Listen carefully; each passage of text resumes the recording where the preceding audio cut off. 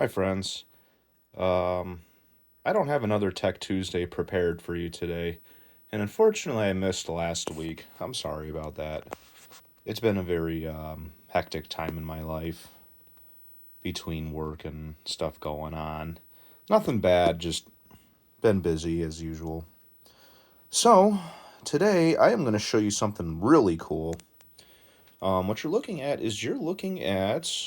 a Popeye board. But what makes this Popeye board special is that it is a converted Sky Skipper PCB. So these are identified with ROM labels labeled TPP1 and board identifiers TNX. And on top of that, the Popeye converted ones have these stickers on it. This was something that I got on Yahoo Auctions, and I bought it broken, and I got it working today. And I'll talk about that a little bit.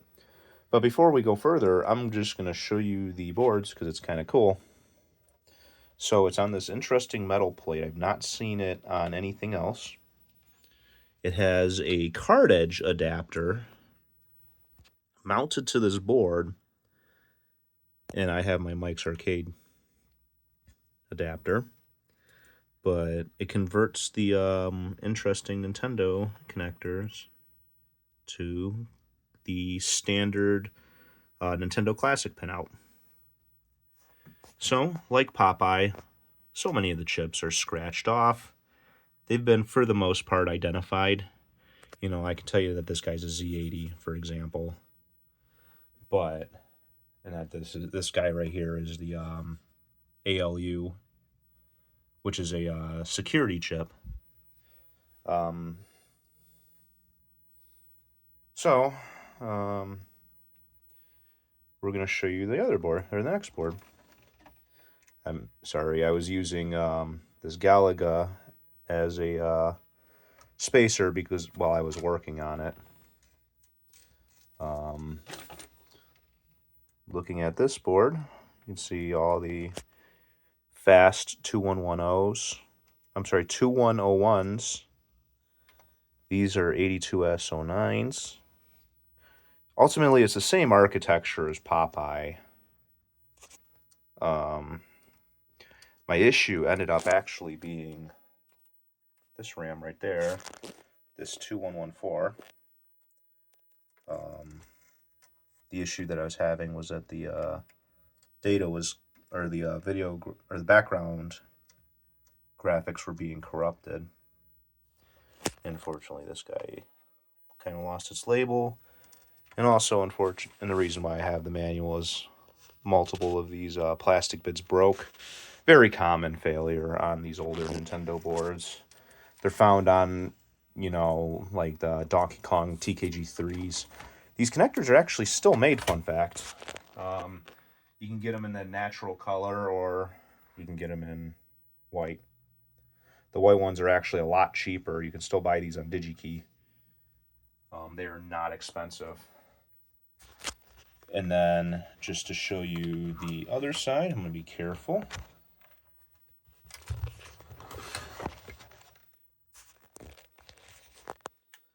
And we have I think they call it like timer interface board or something like that. Now, the thing with Popeye is that it needed more ROM data on here, so they actually had these little daughter boards so that they can address more data. This is original to this, and was only, as far as I'm aware, only used on this. So yeah. So, and then it has the video out.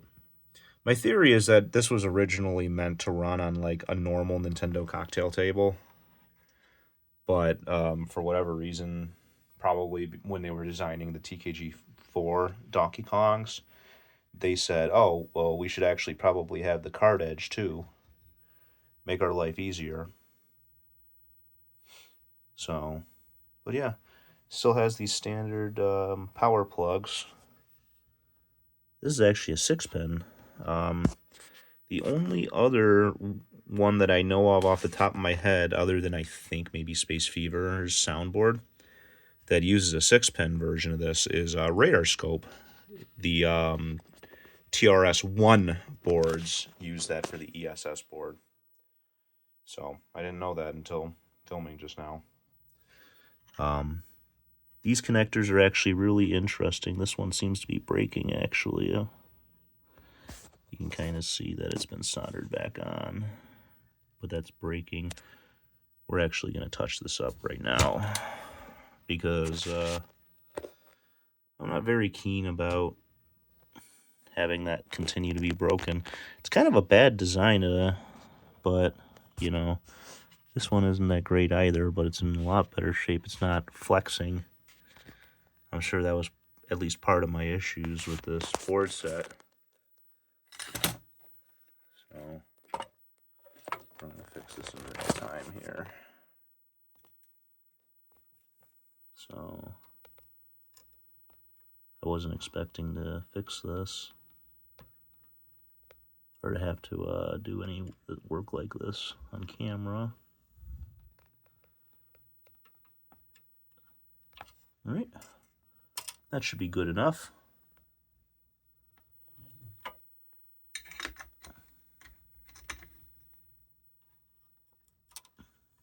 Yep, good enough.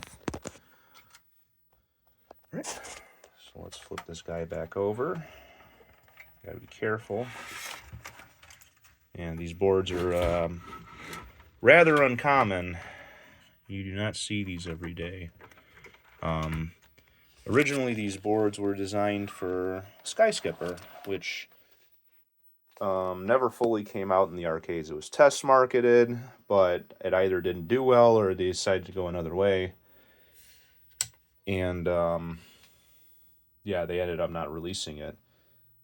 They actually did release it on the Switch, though, under their Arcade Archives line, which is pretty cool. So technically it did get a release eventually, just not in the arcades, not this way.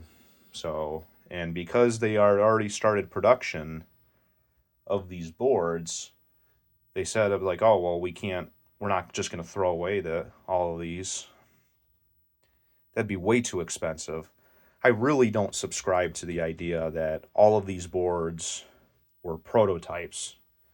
That just does not make sense on a logistics standpoint to set all the work up and all that.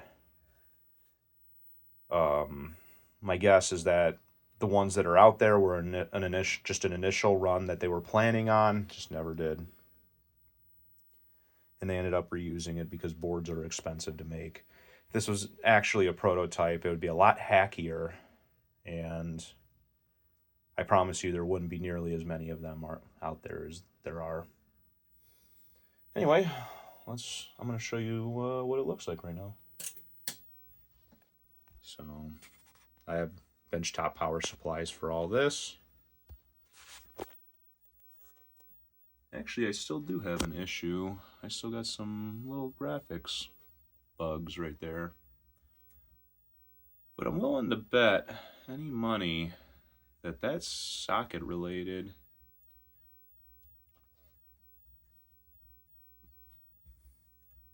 Maybe ribbon cable.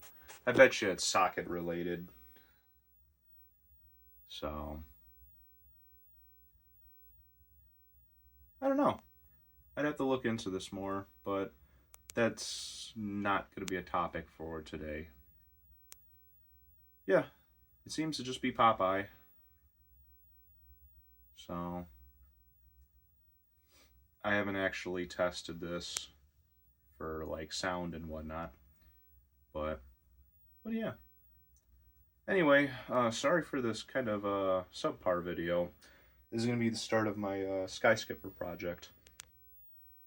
Because I plan on putting together a Sky Skipper machine, assuming that I can source the artwork for it. But I'm going to reach out to the Sky Skipper project to see if maybe they can help me. Anyway, thank you very much. Have a good one.